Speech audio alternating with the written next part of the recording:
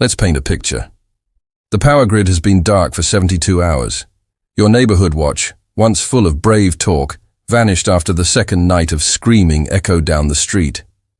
There's a guy, 2 streets over, who has been sitting on his roof with a pair of binoculars, and you are terrifyingly certain he is not bird-watching. The police? They stopped answering calls yesterday. Your expensive Ring doorbell is now just a useless, decorative plastic circle on your wall.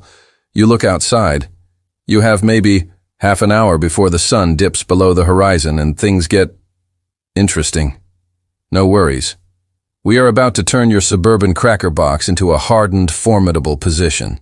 And we're going to do it using 3 things: duct tape, pure spite, and the random contents of your junk drawer. Let me tell you something beautiful, something terrifyingly true. Your front door, the one you trust to protect your family, is held together by screws the size of a toddler's fingernail. That little metal piece your deadbolt slides into. The strike plate? It's attached to flimsy, decorative trim with hardware that couldn't stop a motivated golden retriever, let alone a desperate man. 1 kick, that is all it takes. 1 well-placed size 11 boot and your secure entry point becomes a splintered, gaping welcome mat. But here's the thing about the apocalypse, or any crisis for that matter. The hardware stores are either looted bare or dangerously unguarded. This means you are about to become extraordinarily creative with what is already collecting dust in your garage. All right. Phase 1. The door. We start with the front door.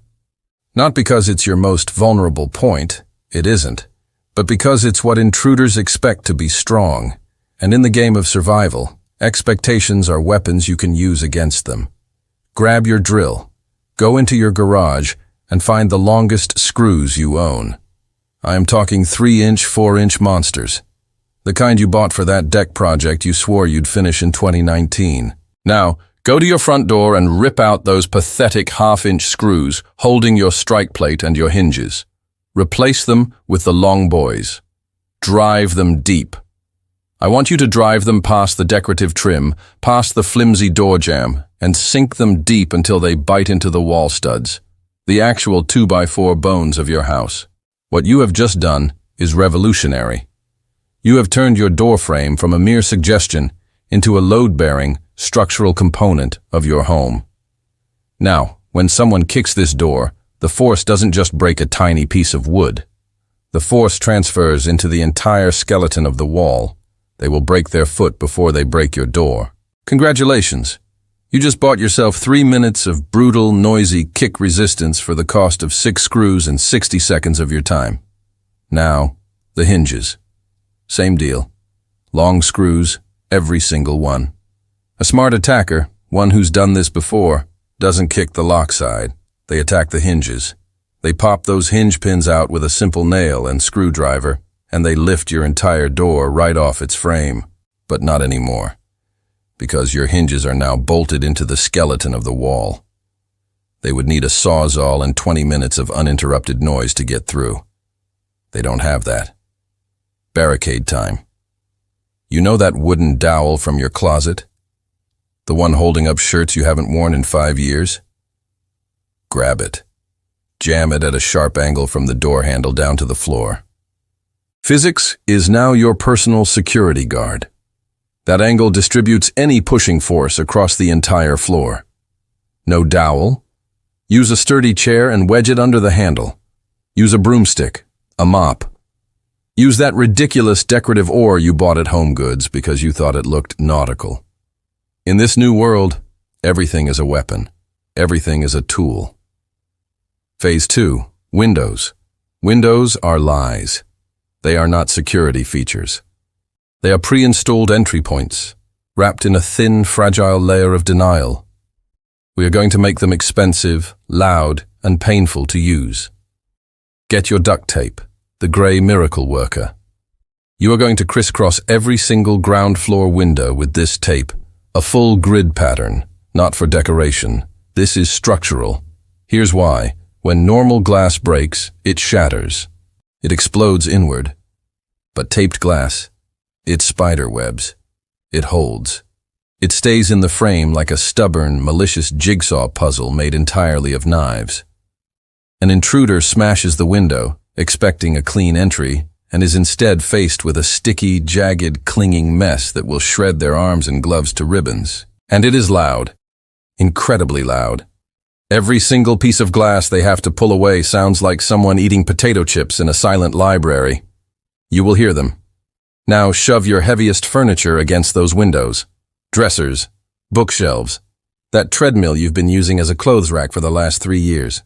Make it so even if they break the glass, and even if they get past the tape, there is a 200-pound obstacle in the way. They will have to move it, and that means noise, time, and effort. The 3 things they hate the most. And keep your curtains closed. Not because you're hiding. Because they can't see in. They can't see what you have. They can't see where you are, and they can't see if you are armed and waiting. Uncertainty is a powerful psychological weapon. Let them wonder. Phase 3. The sliding door problem. Sliding glass doors are a beautiful architectural joke. Most of them can be lifted right off their tracks from the outside with a simple pry bar. We'll fix that. First, the classic. Cut a piece of wood. A broomstick. A 2x4. Anything solid. Cut it to fit perfectly in the track. The door will not slide. Simple. Effective. But we go further. Grab your drill. Drill a hole at a downward angle, starting from the inside frame of the sliding door, going through it, and sinking into the fixed frame behind it. Now drop a heavy-duty nail or a bolt through that hole. The door is now pinned. They can't lift it off the track. They can't slide it. They would have to drill out the pin, and that is too loud and too slow. Bonus move. Smear the outside handle with grease, oil, or that jar of expired mayonnaise in the back of your fridge. Make it disgusting to touch. Petty? Yes. Effective? Also yes. Stop for a second and look around. You've reinforced the doors. You've trapped the windows. You've pinned the sliders. You have used physics, frustration, and household junk to build a fortress. The sun is gone. The screaming is starting up again. Let them come. They are expecting a soft target. They are about to be very, very disappointed. Let's continue. Phase 4. Garage doors are traitors. Your garage door, especially the automatic one, can be opened in 6 seconds with a common wire coat hanger. I'm not kidding. There is a small emergency release handle hanging inside. An intruder only needs to push a hanger through the top gap of the door, hook that little red handle, and pull. Boom. They are in. And now they are in your garage, which connects directly to your house, usually through a flimsy, unreinforced door. This means they are basically already inside your home, surrounded by all your tools, which are now their weapons. Here is the fix. Get a zip tie, right now. Go to that release handle and zip tie it tight to the track or its housing. Use multiple ties. You, with your wits about you, can still yank it free in a real fire emergency. But a flimsy coat hanger, wielded by someone in the dark, will not have the leverage. Problem solved for 30 cents. Next, unplug the automatic opener from the ceiling. No power means no automatic opening. They would have to manually lift a 150-pound door, which is loud, slow, and makes them completely visible from the street. Everything you want. Finally, park a car inside, right up against the door if you can. Even if they somehow bypass the lock and the opener, there is now a 2-ton obstacle in their way. They are not moving that quietly. Now for Phase 5. Psychological warfare. This is the fun part. Security is not just physical, it is mental. You want them to look at your house, weigh the options and think, no, this is a bad idea. You want them to skip you before they even try. First, fake the dog. You don't have one. It doesn't matter. Go find a massive steel water bowl and put it by your back door. The kind you'd buy for a Rottweiler or a German Shepherd. Toss a chewed-up rope toy in the yard. Clip a heavy-gauge chain leash to your fence. Go print a "Beware of Dog" sign, preferably one with a picture of something that looks like it eats intruders for breakfast. Why does this work? Because dogs are chaos. They bark, they bite, they are unpredictable. Even a 10% chance of encountering a large, aggressive dog is enough to make most criminals pick a different, quieter house. You are not lying. You are just implying. Second, boots by the door, big ones, muddy, size 13. Leave them right by the front door. This suggests a large working-class person is home, someone who is probably not afraid of confrontation and, more importantly, owns tools that double as weapons. It doesn't matter if you are a 5'2" accountant. They don't know that. Third, noise. Leave a radio on. Talk radio is the best. Voices suggest people. People suggest witnesses. Witnesses suggest risk. And risk suggests, let's try next door. Finally, lights on timers. If you still have power or a solar generator, this is key. But don't just leave one light on. That's a sign of an empty house. Use timers. Have a living room light on for 20 minutes, then off. A bedroom light clicks on, then off. Then the kitchen light. It creates the illusion of movement. Someone is awake. Someone is alert. Okay, phase 6. The perimeter. You have locked down the house itself. Now make the approach to the house suck.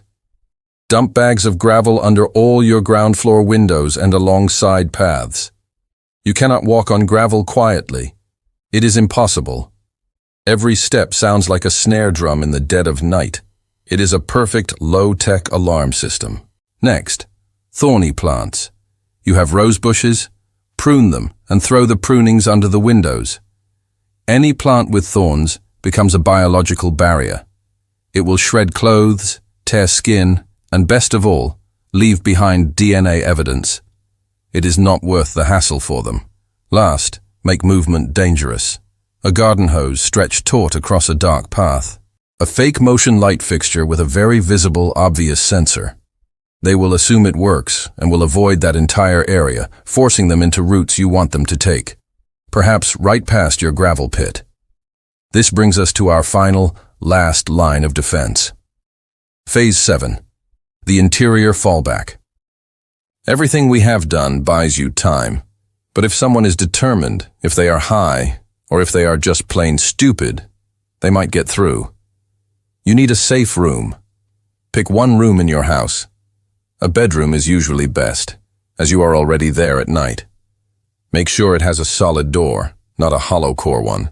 Reinforce that door exactly the same way you did the front door, long screws into the studs, a strong lock, and a barricade you can quickly deploy.